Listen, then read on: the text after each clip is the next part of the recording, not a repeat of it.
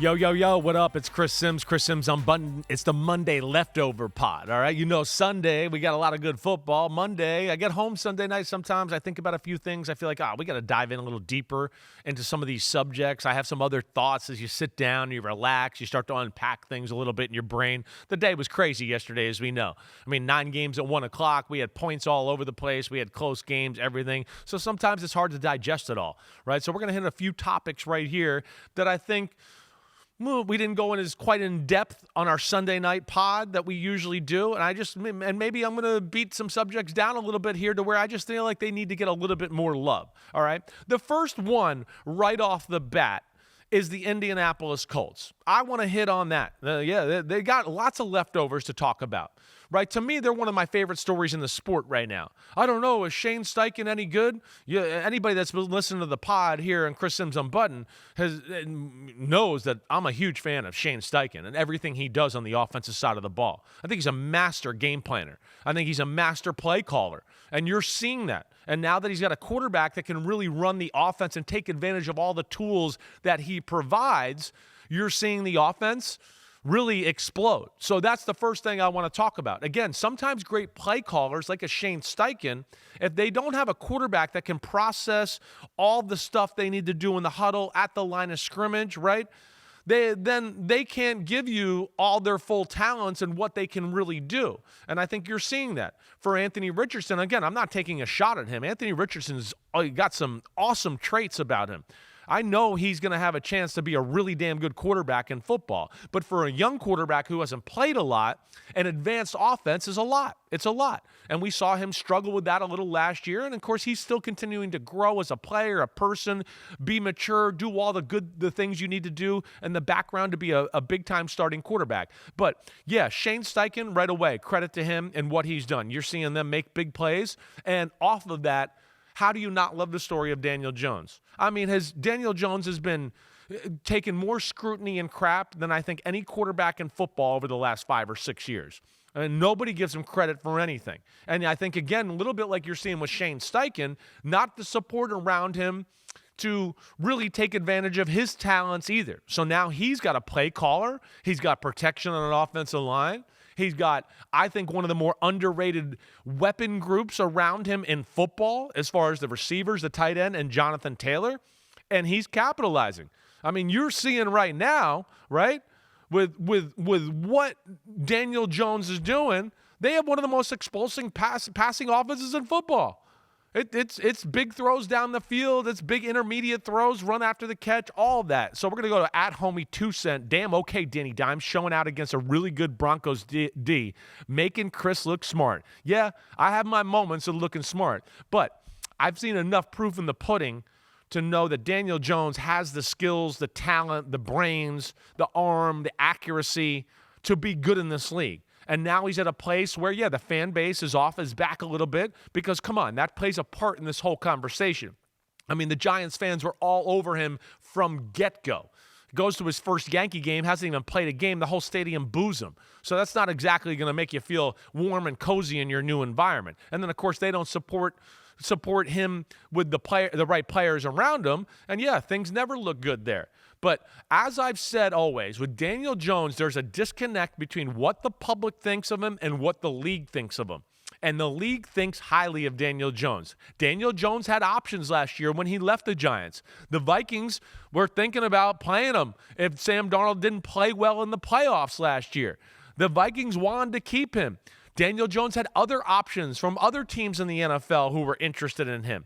So there's a guy here that's got talent. He's big as hell. He's bigger than you realize. He's got a real good arm. I'm not going to sit here and tell you it's a laser arm, but it's a real good arm, and the ball goes where it's supposed to go a lot. I'm loving the Daniel Jones story because I love any story like a Sam Darnold, a Geno Smith, a Baker Mayfield, a Saquon Barkley, where everybody gets on the player in the greatest team sport in all of the world, But yet all of a sudden in those type of situations, we just blame one guy. And that's not fair. As we know, you got to have some other things around you. All the greats of all time have had pieces around them. Oh, Joe Montana was good? Really? Oh, yeah, really? Oh, that's right. Yeah, John Taylor, Jerry Rice, one of the greatest play callers ever. Oh, that's right. Oh, Peyton Manning was good? Oh, gosh, he's another guy. Good play callers, Reggie Wayne, Marvin Harrison, right? Dallas Clark, Edgerrin James. Tom Brady, same thing there. So sometimes I don't understand why we just single out one guy when we see the rest of the team is just crappy around him, and we go, why can't that one guy carry the load? So that's an amazing story. Off of that, the Colts, to me, again, I'm just going to keep rattling off. Jonathan Taylor. Why don't we talk about Jonathan Taylor as being one of the best running backs in football? And I'm holding myself accountable to that. I think a lot of times we get in this conversation, and he kind of gets overlooked. He's one of the few guys in the sport that can take the ball 70, 80 yards to the house from anywhere he's in on the football field. He can run tough between the tackles. He catches the ball out of the backfield like we saw against the Denver Broncos yesterday. So that's just another reminder, too, I guess, is when a team doesn't do well, sometimes we forget about some other players that are really top-notch, as good as it gets at that position, and we don't quite give them the credit there. But when it comes down to running backs right now, Jonathan Taylor deserves to be in that conversation with the elite guys in the game. He's a game-changing running back. Over 200 yards of total offense, right, yesterday. Once again, I like to see that story. I root for Jonathan Taylor. All right, the other one is Lou Anarumo. Lou Anarumo, defensive coordinator. This is a whole story of like, hey, the NFL, you need some help. Guys, coaches, they can't do it all themselves. Lou Anarumo, he can't coach defense. He's no good. Well, maybe the Bengals personnel is a problem. I mean, maybe it's just not that great. I mean, we've seen Lou Anarumo have moments of being a top-notch game plan defensive play caller there. Yeah, it didn't go well last year in Cincinnati, but I don't know where you're going to look at Cincinnati last year on defense and go, oh, they really messed up. They were really awesome at this spot or that spot. No, it didn't match up. Now he's with the Indianapolis Colts, and I'm not trying to sit here and tell you the Colts defense is a bunch of world beaters, but it's better than the Cincinnati Bengals. They got some big people up front. They have pass rushers. They're pretty good at the second level at linebackers. And the secondary, it's a bunch of good players there too. So you're, again, like we see with Daniel Jones and Shane Steichen and Jonathan Taylor, it goes the defensive coordinator, same thing. Got the players, got the pieces around him. Now he can show all that he has to offer as a defensive coordinator, and that's showing. At Bernardo Banos, the Colts won again. Is the red zone efficiency the one thing that keeps the team from winning the division? Is it on Shane Steichen or Jones? Yeah, I know they had to settle for some field goals yesterday. I get that. That's a Denver defense that's pretty damn good. And let's not forget, one of those drives where they settled for a field goal, ball over the middle, I think Michael Pittman Jr. could have caught it. I think Daniel Jones could have thrown it better. Both can be true. The ball was a little low. I felt like Michael Pittman on a shallow cross kind of faded away from it. So they're still working out kinks there too. I think the red zone efficiency will come. All right, one thing at a time there, all right, Bernardo Banos. We're happy to see them moving the ball. They are putting up points. They're one of the more explosive passing offenses in football through 2 weeks. So that last part, it's not always easy to get down in there in the red zone and score touchdowns. I think they'll find their way. All right, at T-Bone 30373, please give us Broncos country some type of assessment on what Sean Payton could do better within the scheme of calling plays. We have the players. He's just in a bad play calling flow from my point of view. The team and the players are solid. Feels like they're being held back a little. Well, I don't know if I all the way agree with that. Yeah, have they met expectations through 2 weeks? Maybe not. But I think that there's two things we got to take into account here. All right. One, first week they played the Tennessee Titans. The Tennessee Titans are pretty good. Week 1 is always a little crazy, as is. Bo Nix was a little loose and too aggressive with the football. I think that cost him a little bit. We saw him throw an interception again yesterday to Cam Bynum and be a little off target there. I like where the Denver Broncos offense is going. I think the thing we need to see is continuing the run game. I expected maybe a little more R.J. Harvey and big plays out of the run game, even though Dobbins had a few moments yesterday. Bo Nix is still young. Let's hang in there. And, I like the talent at receiver, but I don't sit here and go, oh my gosh, they got just heat at wide receiver. Watch out. It's scary. Troy Franklin's good. Marvin Mims is a good gadget weapon guy. Cortland Sutton's the go-to guy. But Lou Anarumo and the Colts took him away yesterday. He was non-existent, and that's what we got to see with the Denver Broncos, is who can be that consistent number 2 target off of Courtland Sutton for them to be a high-flying, potent offense. Either way, they get the win. Yeah, they might have got a little lucky, or they got the loss, excuse me. They got a little unlucky with the missed 42-yard field goal. They misspoke there, right? They had their chances to kind of control this football game, the Denver Broncos. But the Colts, let's not forget it. I think they're a little bit better than the public realizes. They're one of those teams that the homies will tell you. When we were in training camp, I was like, oh, I like a lot of things about the Colts. I don't know if I got the guts to pick them in the playoffs. I wish I did, because I'm certainly liking what I see from them right now. All right. Part number 2 here of Mini Pod Monday, leftovers, all right? The Bengals, we just got word. Joe Burrow, he's out. They're going to get surgery on Joe Burrow's big toe, turf toe, right? He's going to miss 3 months. He's going to miss 3 months, and then when he gets back, is he going to really be able to move and do the things he needs to do at a Joe Burrow type of level to where he's going to be effective? I don't know. So this could be one of those things, where he gets back in 3 months, but he's not really quite himself. He might have to play in the pocket. It's a tricky injury, right? And that's that. The turf toe can linger. It can bother you. It can ruin careers. And it's good that he's getting the surgery. Hope they can fix that. All right, at Jessica 4SD, when will the Bengals get Burrow and O-line? Fearing an Andrew Luck situation. Yeah, he's been beat up a lot. He takes a lot of hits. The personnel, it's not bad there. I think there's a lot of things that go into play. They seem to be one of those offensive lines every year that kind of takes a little while to start functioning at a high level as a unit. We've seen that really the last 2 or 3 years as part of what we talk about with the slow start of the Bengals. At the end of the last year, they protected pretty well. But again, I don't sit here and to Jessica 4SD's point, I don't sit here and go, oh, yeah, that's one of the best offensive lines in football, or a top 5 or even a top 10. No, it's good. It's middle of the road right there in that area there. That's a Jaguars defense that's more talented than people realize, one of the better pass rusher duos in the sport. And let's not forget, they got Eric Armstead in the middle too. So there's a little more there to it. I wasn't shocked to see them pressure the quarterback, the Jaguars, yesterday. But, through his career, Joe Burrow, he's taken some big hits. Unfortunate injury, right? And he was unfortunate and a little bit unlucky with the wrist and all of that a few years ago. But either way, it's a shame he loves Joe Burrow.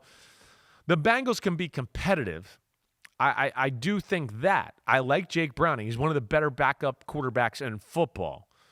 But at the same time, do I sit here and still think that, the Bengals can maybe go to the playoffs with Jake Browning? I'm not sure I do. I'm not sure I believe in the defense quite yet. I need to see a little bit more there. The Bengals are 2-0, and I have no problem saying I really feel like they were outplayed in both of their games this year. The Browns were the better team. The Jaguars messed it up royally yesterday as well. Should have been up in the game more. Made some mistakes late in the football game.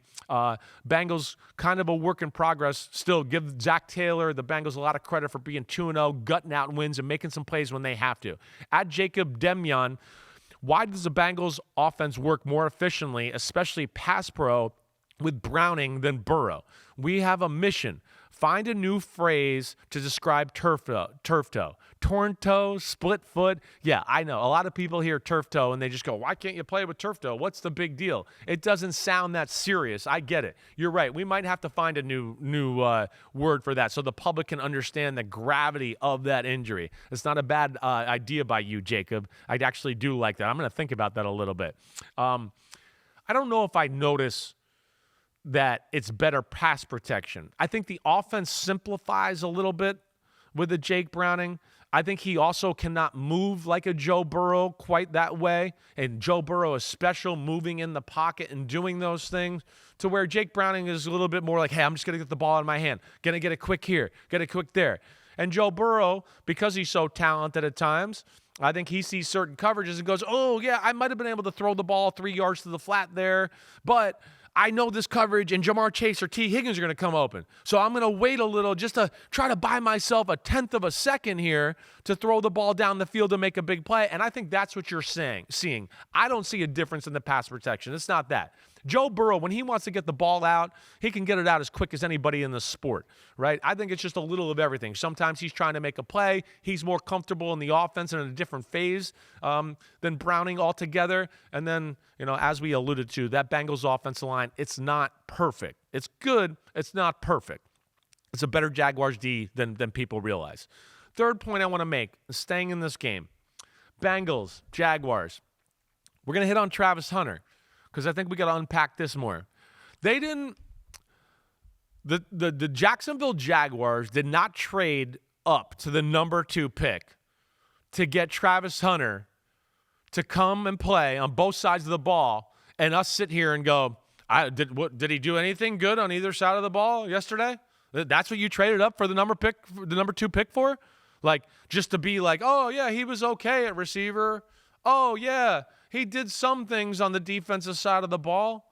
Like, that's not why you make the trade for Travis Hunter. I don't like how they're using him. I believe it was 43 defensive snaps yesterday, and I believe we had 42 offensive snaps. Not many to think of in a real, like, oh, wow, that was an amazing play or anything like that. In fact, what you do think of is at late game, he had a pass interference. Late game, there was a 4th and 2 flat throw and a gotta-have-it moment, and it looked like he followed the receiver on the outside in a little bit where he shouldn't have. It was a zone coverage. He should have stayed outside there to then maybe make the play on the little flat route on 4th and 2 and not get the first down. And you just wonder, hey, if he was playing all defense, would he be all over those details? I don't know. But either way, that's not why they got him. That's not why you traded for him. Make him elite at one thing first, and then we'll get to the other thing. The perfect example is Deion Sanders. The Falcons didn't get Deion Sanders and go, hey, you're the fastest human we've ever seen on the football field in our life. Let's have you play both ways. They went, yo, lock down every receiver in football. We'll have you return a few punts. Do that. And then they slowly infused Deion Sanders in the passing game because they're like, oh, wow, he's awesome on that. I think he's ready to handle a little bit of a route tree on this side of the ball. Right now, the Jacksonville Jaguars, Travis Hunter, receiver, need to make it happen. Need to make him a focal point of the offense. You want to give him a handful of defensive plays? Sure. But I don't think you got him for 85 snaps of us just going, yeah, that was okay. Oh, we traded up quarterback. We traded quarterback-type assets, right, to like we're getting a franchise quarterback at pick number 2 for Travis Hunter. We got to see better results than 3 catches for 22 yards at receiver. That's not why he was drafted. Jacksonville, you blew the game yesterday. You outplayed them. But my big thing, and I think they're going to get better because I'm a believer in Liam Cohn. I do think Trevor Lawrence, it wasn't perfect yesterday, but there's moments of it looking really good. They run the ball. If they get Travis Hunter to be a mainstay in this offense, they will be scary. But for me, yes, it's offense. Get him out there, make him more of a focal point, and then we move over to the defense. Right now, I feel like it's just middle of the road, kind of like, okay, yeah, he's good at this and he's good at that. No, let's make him great at one thing first, and then we'll start working on the other. Get him an over receiver, make him a focal point of that offense, and then slowly but surely, I know they'll infuse him into the defense. We'll see where that goes, but to me, that's a little bit frustrating, weird, whatever you want to say in that situation. I don't quite get that. All right, Thursday Night Football. Packers-Commanders. Packers-Commanders, I'm right now going to tell you that through 2 weeks, I think the Packers have been the most impressive team in the sport. We saw what the Lions did yesterday. It's still a good football team. They were dominated by the Green Bay Packers in week 1. And I'm not going to say that's going to hold true here. But either way, we saw the Packers handle the Lions, one of the best teams in the NFC last year, and we expect them to be up there again. And then really dominate and control the Washington Commanders. Made Jaden Daniels look like average in a game where we haven't seen him look average ever. He always makes the plays in the big moments, and there's always a handful of electric plays. What Micah Parsons has done for that defense, they were a talented defense that needed one guy that could be elite, right? And that changes everything for their team. All of a sudden, their secondary looks a lot better. Why? Because Micah Parsons speeds up the clock of every quarterback, right? Now you got a game plan for him and where he is at on the offense or on the defensive line all the time. That leads to other mismatches with other guys along the defensive line to have some advantages there. So I love that aspect of it. The other thing I am absolutely in love with the Green Bay Packers, okay, is their O-line. It's really good. Their run game is really good. We know Josh Jacobs is legit, and I don't even think they're kind of clicking or hitting on all cylinders yet.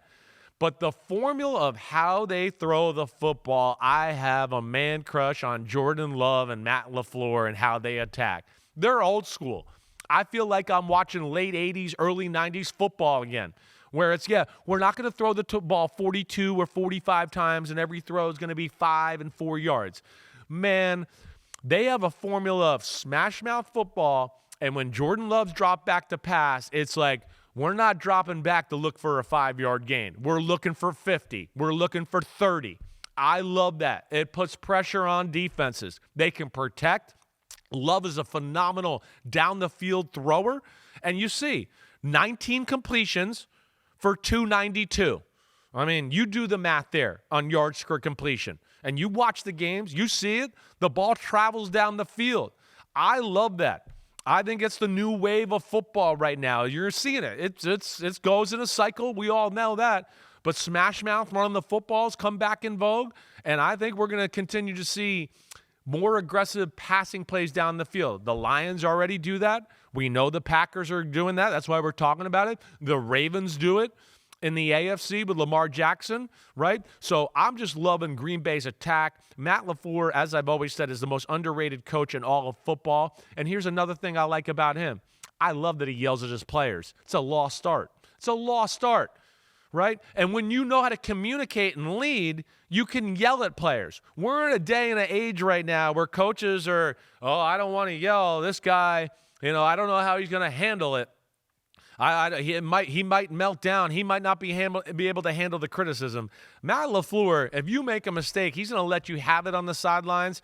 And, for my money, you look a lot of the great teams in the history of football, you got to have a coach like that who's willing to get on players, whoever it is. I know I saw Bill Parcells yell at my dad more than any human on life. You saw the greatest quarterback in the history of the sport. He never got a free pass with Bill Belichick or anything like that. You got to hold players accountable. There's got to be a sheriff in town. I think LaFleur does a really good job of that. All right, sixth point here. Fifth thing of the day here. And this might be the last thing because we got a pod tomorrow and we got a lot to unpack here. But does everybody know what we're watching with Lamar Jackson? Do you know? I mean, Lamar Jackson is an all-time great. An all-time great. That's indisputable. I know he needs to win a Super Bowl and get to the Super Bowl. I'm betting he gets there. But let's just rewind a little bit. Coming out in the draft, people saying he's not even a quarterback. He should play receiver. Gets to the NFL. He's not a quarterback. He's just a running back who plays quarterback, right? Yeah. Negative Ghost Rider. The pattern's full with that bull crap, all right? Yeah, he's a phenomenal quarterback. And I would argue he's as good in the pocket as anybody in the game. He's right there with them. If you watch the Baltimore Ravens, first off, it's a high-flying affair. I feel like very rarely do we come away from a Ravens game and go, Lamar didn't play good. He missed throws, right? I know there's a stigma in the playoffs, and we expect them to carry that. But in regular season football, it's almost weekly right now where we just go, Lamar's amazing. Look at his stats. Look what he did. Look at the plays. He is dicing people up in the pocket. He rarely makes mistakes. He sees the field as good as anybody in the sport from the pocket. He stays in the pocket for being the second greatest running quarterback I've ever seen, because I'm still going to give Michael Vick the record there in that department, but Lamar right on his heels.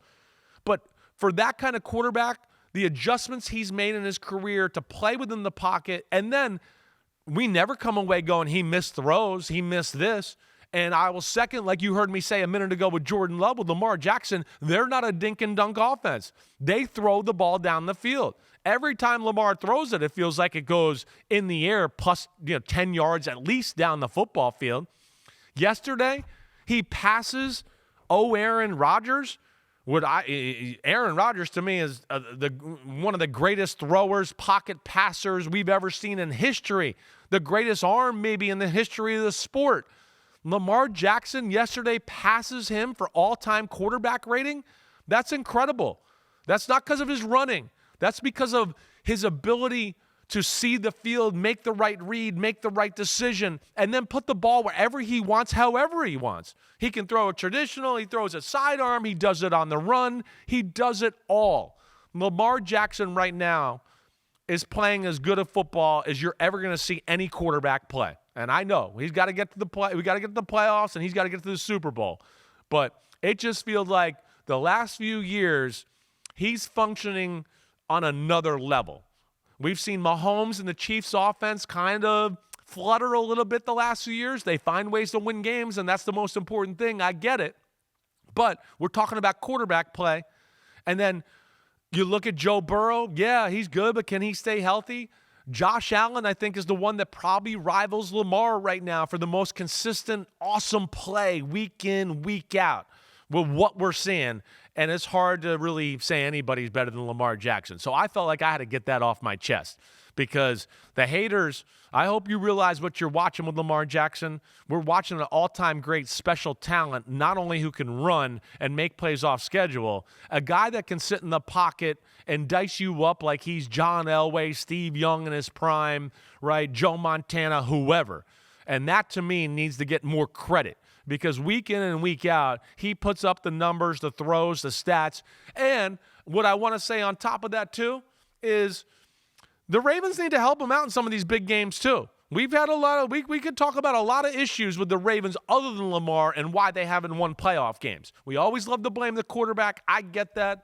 But, man, we're watching special right here. First ballot Hall of Famer, special player, Lamar Jackson. All right, that's it. Monday leftover pod. I got no more energy.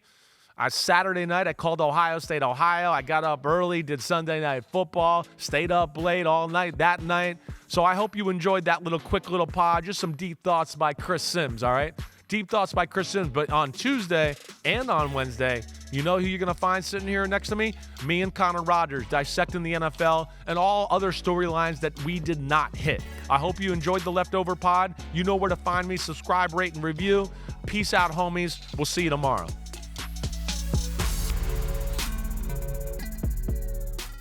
Yo, homies, it's time to watch some games. That's right. We're on to the NFL season here with Cris Sims Unbuttoned. Hit subscribe to get our weekly picks, Sunday night recaps after every game, and much, much more. Thanks for watching. Peace out, homies. Remember, subscribe. Peace out.